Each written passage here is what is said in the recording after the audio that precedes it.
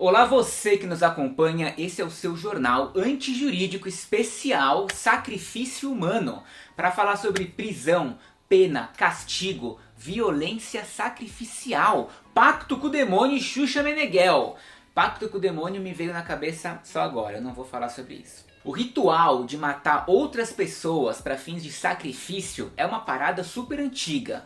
Uma prática de sociedades do passado. Hoje em dia, nesse mundo tão civilizado que a gente vive, ninguém mais acredita que a gente continua fazendo isso, não é verdade? Então a ideia que eu queria lançar para vocês é que o sacrifício humano tá sim rolando até hoje, tão presente quanto há milhares de anos, só que disfarçado de um assassinato ritualizado e institucionalizado que pode ser tanto a pena de morte, como ainda existe nos Estados Unidos, na Arábia Saudita, Índia e Japão, como também através da prisão perpétua que rola na Nigéria, Inglaterra, Itália e Alemanha, ou também através de penas muito longas, tipo 40 anos, como é o caso aqui no Brasil, Espanha, Croácia, 45 anos no Uruguai ou 60 anos na Colômbia. A relação entre pena de morte e sacrifício humano continua presente na nossa sociedade, consciente ou inconscientemente. Até porque, desde os primórdios, que pena e sacrifício eram essencialmente a mesma coisa e por milhares de anos justificaram o direito de punir alguém. Agora a gente vai viajar juntos sobre sacrifício humano. Quando a gente olha para a história para entender o sacrifício humano, o que a gente vê é que ele não rolava do nada. O sacrifício humano ele meio que sempre dependia de algum evento que estava rolando. Normalmente de proporções catastróficas, né? Coisas que podiam destruir ou prejudicar muito uma sociedade. Um exemplo clássico disso foram as pragas e as pestes nos animais e nas plantações. Perder toda uma plantação era uma super ameaça para a sobrevivência de qualquer grupo. Mas não era toda a praga ou todas as doenças que geravam um sacrifício humano. Tudo isso dependia muito de como as pessoas estavam interpretando aquele evento. E quando você acrescenta nesse caldo a religião, é aí que as interpretações ficam ainda mais sinistras. Quando a religião foi introduzida aí nessa equação, a interpretação de vários eventos, como terremotos ou enchentes, eram várias vezes vistos como uma punição, como uma manifestação da ira dos deuses por alguma merda que a gente fez. E essa ameaça de ser aniquilado pela ira de algum deus pistola desencadeava uma crise e uma crença de que, calma gente, eu acho que dá pra gente apaziguar essa situação e acalmar os ânimos dos deuses se a gente realizar algum sacrifício. Isso é um clássico, né? Em diversas religiões, mitologias e sociedades do passado. Quando para além de animais, a gente começou a sacrificar também pessoas, surge aí uma questão. Quem que a gente vai sacrificar? Todo mundo fica se olhando, mó chá de climão, né? Você pode imaginar. Então normalmente buscava-se alguém que de alguma forma poderia ter sido responsável por toda aquela crise e pela ira dos deuses. E como sempre, quem procura acha, mas não era qualquer pessoa que era escolhida para ser a vítima do sacrifício. Não era alguém totalmente conectado ao coletivo. O que eu quero dizer, essencialmente, é que a vítima nunca era o melhor amigo do cara que deu a ideia de fazer um sacrifício humano. Ou seja, isso significava que era muito comum que essa vítima não pertencesse totalmente à comunidade.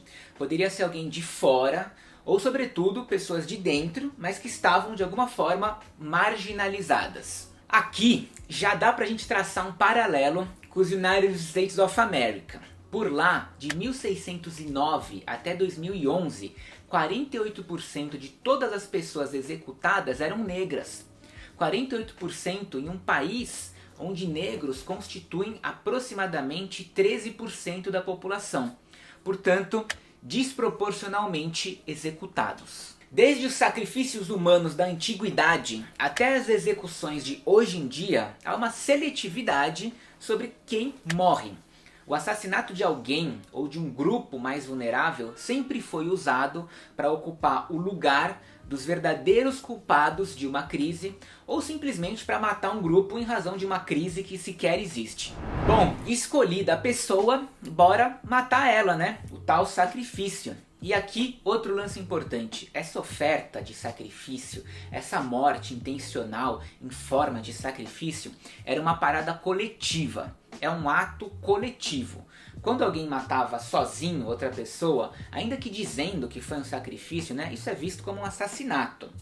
Não que o sacrifício não seja, mas vocês me entenderam. O sacrifício humano é uma missão coletiva. Nos Estados Unidos e em outros países onde ainda há pena de morte, por mais que o ato de matar o condenado não seja feito por várias pessoas e nem é aberto para todo mundo assistir, ele ainda se vale desse verniz de que a sociedade está participando. Afinal de contas, essa morte nada mais é do que uma vingança de toda a sociedade. E outro paralelo que dá pra gente brisar é que em muitas sociedades os sacrifícios humanos eram sazonais. Sacrifício não era uma parada que ficava rolando também o ano todo, o tempo todo, sem parar.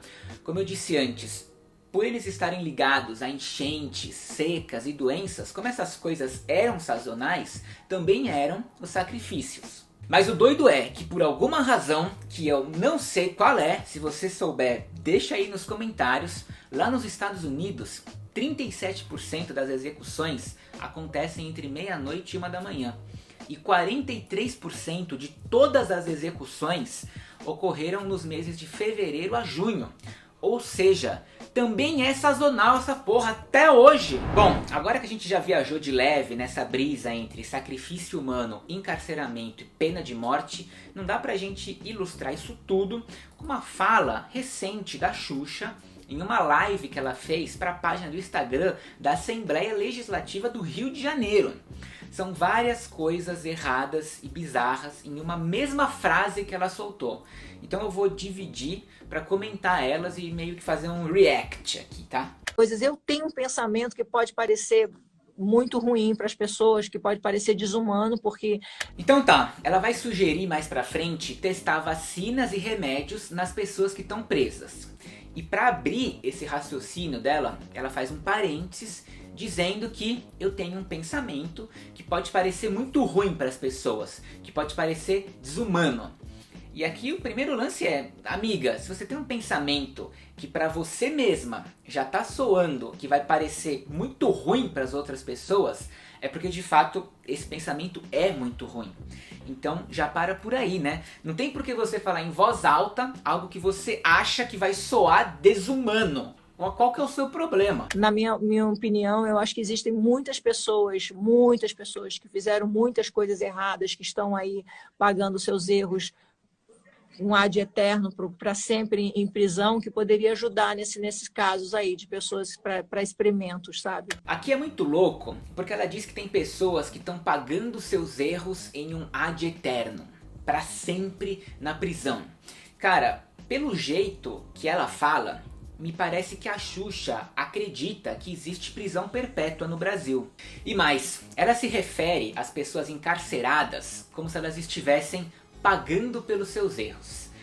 E cara, da minha experiência pessoal, isso é uma observação da minha vida, tá? Não é nada científico, não é nada que tá nos livros aqui.